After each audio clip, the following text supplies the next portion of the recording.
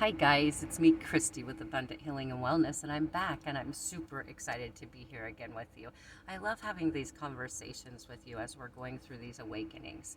So, again, this is Christy, and today what I want to talk to you about is having parents that are impossible to please. They're putting unrealistic expectations on you as a child and trauma and how that affects you and possibly could create an overachiever.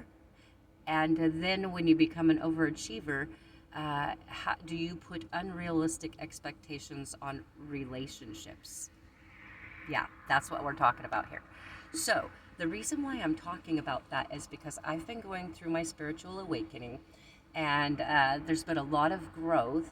And of course, as we're learning what's going on with everyone, we have to check in with ourselves too and be real and see, hey, where do I need to grow? Okay. So for me, when I was growing up, I had a mother that was impossible to please. And she was very neglectful and she allowed a lot of bad things to happen. However, uh, she wasn't available to give me maternal love like a normal parent was. She wasn't equipped. She was very broken, right? And so I became an overachiever because I thought I thought maybe I wasn't good enough. May I have to work harder to be a good person so that my mother will love me? That's what I thought. I thought there were conditions. I thought there were conditions placed on love. Uh, oh, that's a good one. That'll be for another conversation. I thought that there were, I guess, subconsciously conditions. There were subconsciously uh, conditions placed on the love that I received from my mother. So, what I did though was I just worked harder and harder to be a better person. I educated myself every chance that I had. I volunteered as I grew older. So, I really became an overachiever. I have people ask me, what's my degree in? And that kind of makes me laugh because I don't really know what to say because I have a lot of education and I don't want to boast about that. However, I've got like, I've been a shaman for a long time, a Reiki master. I have formal education in college. I have massage therapy, aesthetics, all kinds of things. Anyway, so I just pushed harder so that I thought, well, maybe eventually, if I succeeded enough, that somebody would love me, right? Seems logical. And I'm all squishy, so I couldn't figure it out. Anyway, so what I've realized is because I couldn't please my mother and I became an overachiever, I couldn't understand why other people couldn't push as hard as I did to become a better person.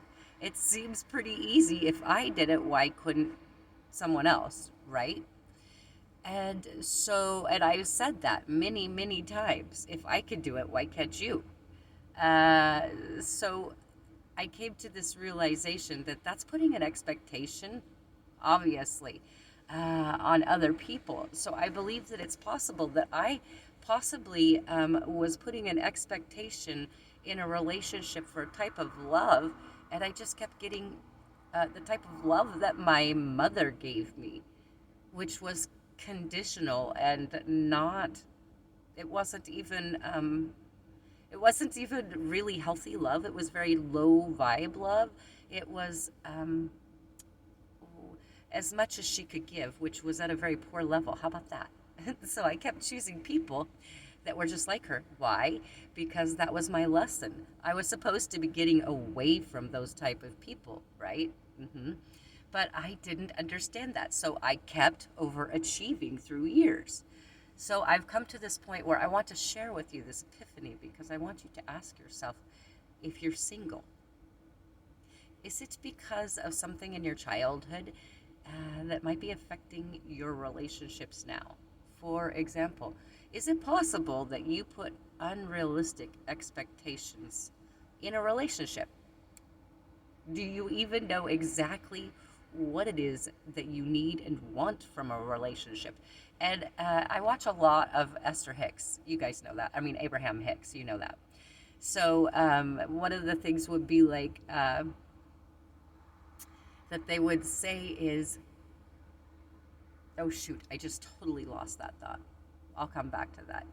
Anyway, so putting unrealistic expectations in relationships. Oh, so the love that I was seeking, I don't even know what it would look like from what I was given. So it's from my heart. What I experienced as a child as love was not love. And so I didn't realize there was another kind of love out there. So I just kept being an overachiever and pushing harder because it just didn't feel right. And then therefore I just kept picking shitty people who kept giving me the same shitty results because I didn't comprehend, I didn't understand. Now, for me, I'm just going to put this out there. Everybody has their own path and their own story, and you can say whatever you want to say. I'm not here to debate any of that. I don't care. What I will say is that my path, I grew up very young, very quick, but there were a lot of lessons in life that people normally get when they're growing up that I didn't have the opportunity to receive because I was the parent. There was no adult in the situation. My mother was incoherent drunk every day. And so I was the one. And so, yeah, that leads to my book. We'll talk about that later. Anyway, so I just wanted to pop on here to ask you guys, hey, have you checked in with yourself to see if you may be putting unrealistic expectations on your relationships? Like, when you feel empty inside because your partner isn't giving you what you think you need, stop and ask yourself, why does this feel bad to me? Why does this feel bad when my partner doesn't give me enough attention? Are they really not giving you enough attention? Or is that something in your mind? Are you putting too much of an unrealistic expectation on how much time they spend with you? And maybe you need to enjoy more time within yourself and get to enjoy your company so that you're not in a codependent relationship, because you see these types of traumas from childhood form and create codependent relationships. Now, that doesn't mean codependent sounds like, just finances. I don't know what a lot of other people think, but it sounds mostly like that. That's not what I mean. It's about emotions. It's about looking to someone else for your happiness, looking for someone else to give you love. If they don't have it to give themselves, they surely can't give it to you. So you need to give that love to yourself. And we say all the time, there we go. Abraham Hicks. Yeah, I know. I do love myself. Well, do you really? And how do you talk to yourself? When you're alone, do you say, oh shit, there it goes again? That's how it always happens. I know I did for quite a while. Here I go again. Well, you can choose to go, here I go again, or you can choose to go, no. What is within me that I need to analyze so that I can grow and evolve, so that I don't keep putting myself in these types of situations where I don't feel valued, right? And creating creating an unrealistic expectation on your partner because of your childhood. So it's both ways. So I just wanted to pop on here and talk to you about that, because I think that that's very important for us to know as we're growing and evolving here and getting real. As I said a few months ago, I felt it coming, that these conversations with Christy were going to be pretty uncomfortable for some people, and people are going to see me in a different way than they ever have, and that's okay. I'm glad. You know why? Because I did my work, and I'm really proud of myself, and I just want to help show you guys maybe a little bit of guidance that might resonate with you to help you on your path.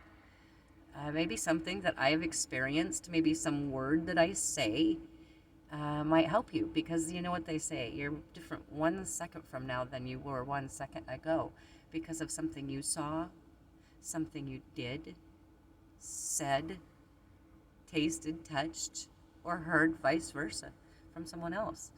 So you're never the same, ever. Whether you think you are or not, you are evolving and changing every second. Some things just take longer because we resist change, because it's uncomfortable. And God puts us in uncomfortable situations so that we evolve and grow. You can hear some background noise now. I'm at a viewpoint. So I just wanted to stop by and say I love you so much. Thank you for being here. Again, Christy from Abundant Healing and Wellness. And please do like, share, and subscribe to the channel. And thank you so much for your support and all of my donations that have come in. I am so grateful for you. It helps me provide more content for you guys. So I'm really grateful and happy to be here because this is my path, is being a teacher. And I really struggled with what that looked like. And I feel like I'm there now. So I have to tell my story, and it doesn't matter how I tell my story. It's how I want to tell my story. I was struggling with the best way to do that because it had to be perfect. The deliverance had to be perfect because I'm an overachiever. And I finally decided to let that go. I don't need to be an overachiever anymore. I can take it easy on myself. I don't have to do that anymore. Why? It's not necessary. It's really not. You're going to say financially maybe you have to, but once you get into the flow of life, you'll realize you don't have to. You can let go. So, I'm sending you love, like, again, and thank you so much for following. Hit the like and subscribe channel. Hit the bell so that you get all notifications so that you can get all of them instead of just periodic ones. Plus, I noticed too, if you don't hit the all button, everything gets ending up lost in the loop. If you have other subscriptions, you end up losing your ones that you watch most often. So if it resonates with you, hit the all bell, and then I will see you guys soon. So again, love and light from Christy here. As it is above is below, and do take care of yourself. And it's okay to say, wow, my trauma did make me an overachiever that probably no. My trauma created a piece of me that put overly unrealistic expectations on others as they were placed on me. And I choose to no longer do that to myself or others because it's not necessary and it doesn't serve me for my highest good. So, blessings. Bye-bye, guys.